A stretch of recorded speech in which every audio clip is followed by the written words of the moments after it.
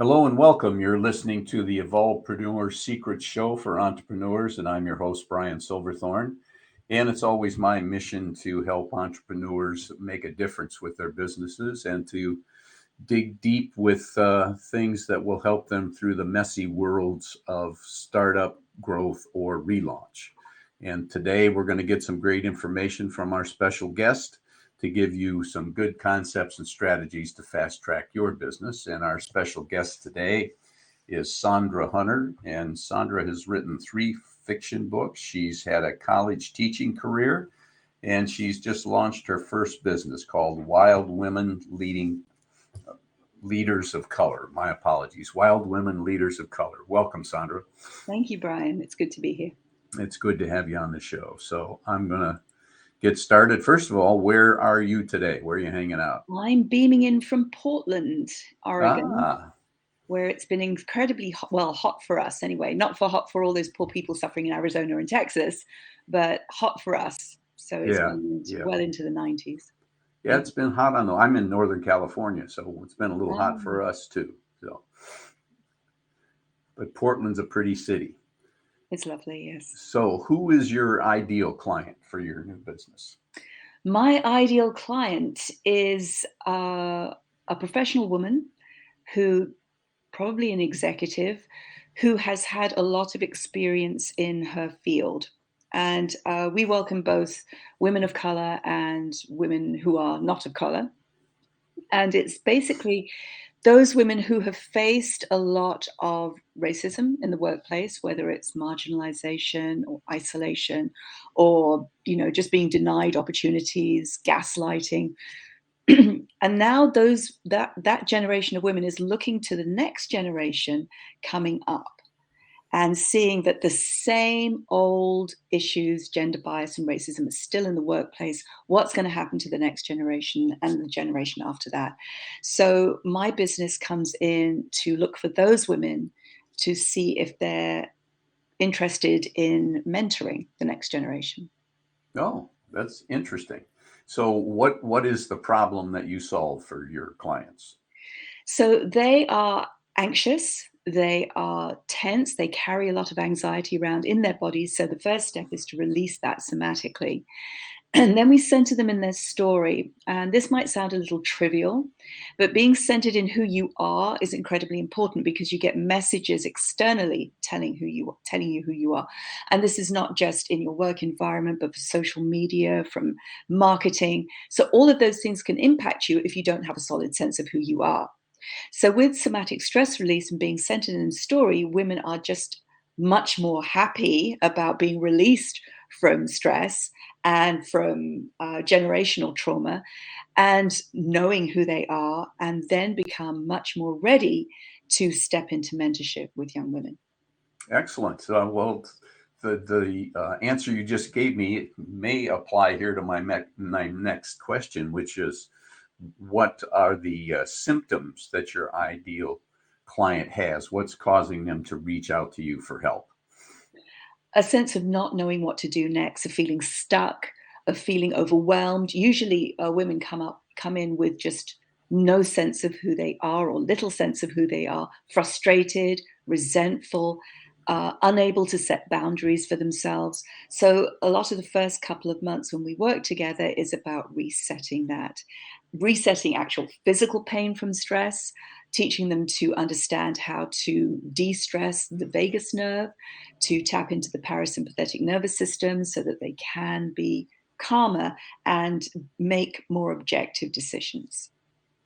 Excellent. Sounds almost like you're a therapist. No, definitely not. So, what are the most common mistakes that your clients are making that causes them to that you discover rather when you start working with them? Once you get in and roll up your sleeves and get to work, what do you find out are the common mistakes they're making? There's a combination here: lack of self-worth, lack of self-belief, and then also believing that they ought to be able to fix this by themselves. And this is why women are such a tremendous community. They understand the issues that of being overwhelmed in these ways, and they know how to support each other. Women are great at supporting each other and cheering each other on. And in the programs I run several group programs where that is part of refurbishing, reclaiming voice, reinstalling this sense of self-worth, so that women, it's not that we're doing the work for them. Women do it all themselves when they have the confidence and they're grounded and rooted in their sense of selves. They can actually make those steps, but it's just having a cheerleader, it's having a mentor, right? So they are receiving what they will pass on. It's this lovely cyclical event. Yeah, I understand that. I hear that a lot, men and women, that they're just trying to go it alone, and that makes things a whole lot tougher. So yeah, there's a lovely quote. I'm sorry to interrupt you there, Brian, but there's a lovely quote. I just watched the Anne Lamott interview, where I'm sorry, I can't remember the name of the book. Something like This We Believe. It's a Sikh writer, but he was talking about how ego is the thorn in the foot. And so, you kind of, if you have a thought, if you're hiking and you just can't be bothered to take your boots off, you sort of adapt your walk. And so you kind of look a little lopsided, and then the thorn, starts getting worse and worse and worse, and you're looking as though you're about to fall over. Until you remove that thorn, until you remove the ego, there is nothing you can do to move forward.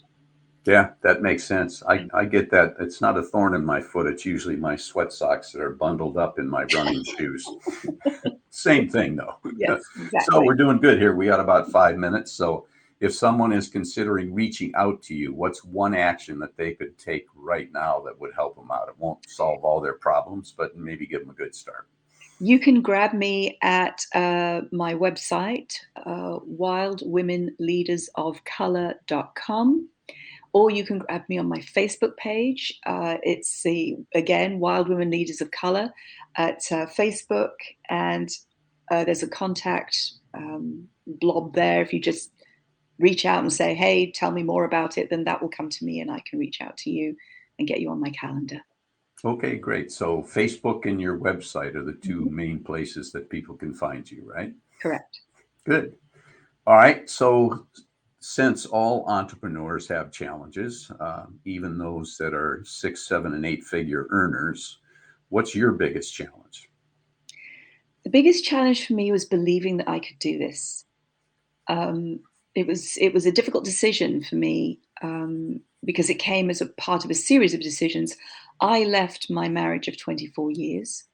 I moved to a different city and I launched a business all at the same time. So basically bringing all of that stress with me into a situation, as all entrepreneurs know, of high stress. There's going to be a lot of stuff coming at you. You have to learn how the back end works. You have to learn how the emails work. You need to get signed up with Aweber or MailChimp or whatever it is you're going to have as your support stuff for you to send out information to your clients. You have to learn how to use Canva because you've got to make banners for all this, for your advertising. So it can be really stressful. And I think coming with stress will impact your ability to believe in yourself.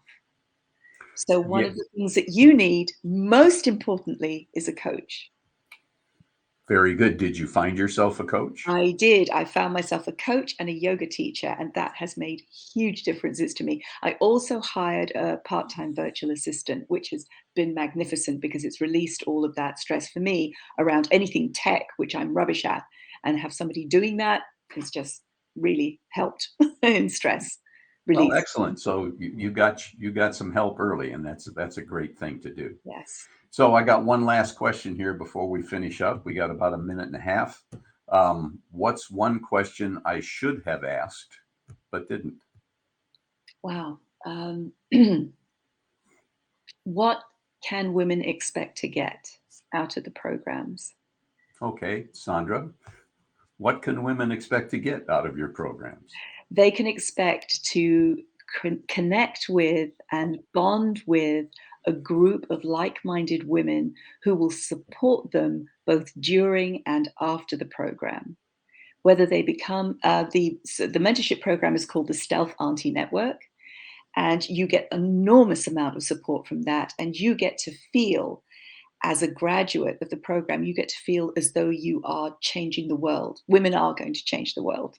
So it's something that will change your perspective in the morning. It will give you something to wake up to, knowing that you are making a difference by mentoring a young person. Great. That's a great answer. I can't think of a better place to end. So, folks, that's a wrap of another great guest episode of the Evolvepreneur Secret Show for entrepreneurs. And just before you go, if you liked it, please be kind enough to give us a 5-star review and maybe refer it to a couple of friends. If you want to keep up with future episodes, you can go to evolvepreneursecrets.show. And if you're an entrepreneur, let's put your next great idea out there today.